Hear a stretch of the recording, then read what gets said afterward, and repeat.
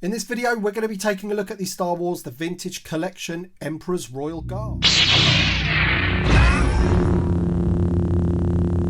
Star Wars collectors, and welcome to another Bosk's Bounty video. Welcome to my review of the Star Wars The Vintage Collection Emperor's Royal Guard. This is of course the reissue that's been released in the most recent specialty wave that's been turning up at various Walmarts and what have you. And I do need to thank my friend John Baldry for sending me these figures. He picked them up in his local Walmart. So if you haven't seen the review already of the Han Solo, that is up on the channel, and I will be doing the Luke Hoth in the next couple of days. But today we're taking a look at the Emperor's Royal Guard. Now I do have the first release here. This was the first release, VC105. You can see the back of the card there, loads of stuff going on. Whereas the back of the new card doesn't have too much going on. Mainly black with a load of gumph, but retains the number VC105.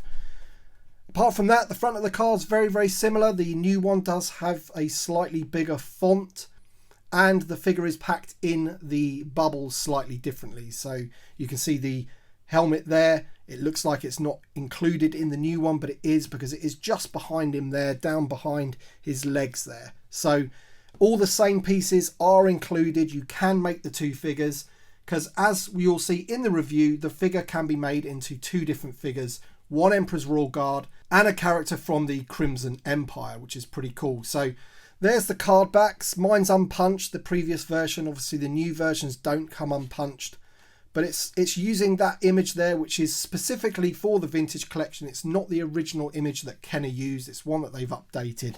Still a very nice image, but to be honest, I don't think there was anything really wrong with the original image. It is a very nice image of the Emperor's Royal Guard, it has to be said. The figure was also released in the Walmart exclusive 3.75 inch Black Series line, and that is the figure that I have loose already, so we're going to be comparing him against this.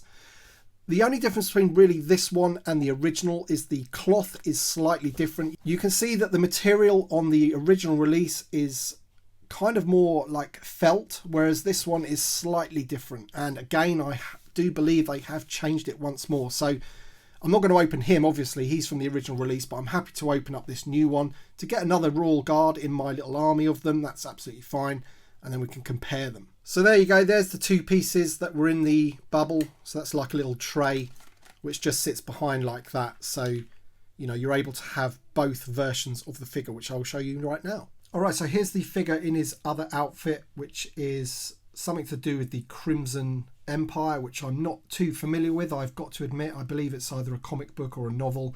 I think a Black Series figure has just been released from that era, and as you can see, he has the Empire logo on his back there, another logo on his shoulder and on the other shoulder as well. He has this helmet which again does have the logo on the front there. Take that off, he's got a pretty good head sculpt underneath, which will have the photoreal deco on it with this little shoulder piece as well. He also has this double bladed staff here, and you can kind of see where they got the inspiration for the Praetorian Guards from, I think. All in red, serving the sort of leader, the Emperor, and obviously in the sequel's case it was Snoke, of course. And there he is, there's the head sculpt, pretty good head sculpt. But of course I'm old school, so I will just be having these guys looking like they do in their Emperor's Royal Guard outfit, which is like this. Now this is the 3.75 inch Black Series version. So I'm going to get the other figure in this outfit and then we're going to compare them. And basically it's just going to come down to the material that they've used for the cape. Before I do that, I'll just go over the articulation of the actual figure. So the head is on a little ball there, lots of motion. He has ball jointed shoulders, elbows, swivel wrists, swivel at the waist. He has swivel thighs, ball jointed knees, and a hinge at the ankle as well. So loads of articulation. I don't think you really need too much other articulation with this figure particularly, especially when they're in the sort of Royal Guard mode. He does come with a little blaster here in the sort of holster, and there's your missing blaster that you're going to need for your Scout Trooper that came on the Gaming Greats card, which didn't come with that. So if you want those, you can get them here. Alright then, so here's both figures here, and to be honest, it's very, very difficult to see the difference in the material. In fact, I thought there was going to be a slight difference, but now they're out of the package, it's very difficult to see. It is very different to the original Vintage Collection version because that one is much more felt-like in terms of the material that they've used, but these two are very, very difficult to see the difference. And in fact, if you were to muddle these figures up, I wouldn't be able to tell you which one's which. I don't know whether you can see on camera any differences whatsoever, but to me, they don't seem different at all. So you've got the Walmart exclusive 3.75 inch Black Series, which I believe is this one, and the new Vintage Collection version, which is this one. And we can double check by having a look at the head sculpts and looking at the difference of the photo reel. And as you can see there, this one here, yep, has definitely had the photo reel, whereas this one is a lot paler, not too much life going on in the face there, whereas this one is a lot better.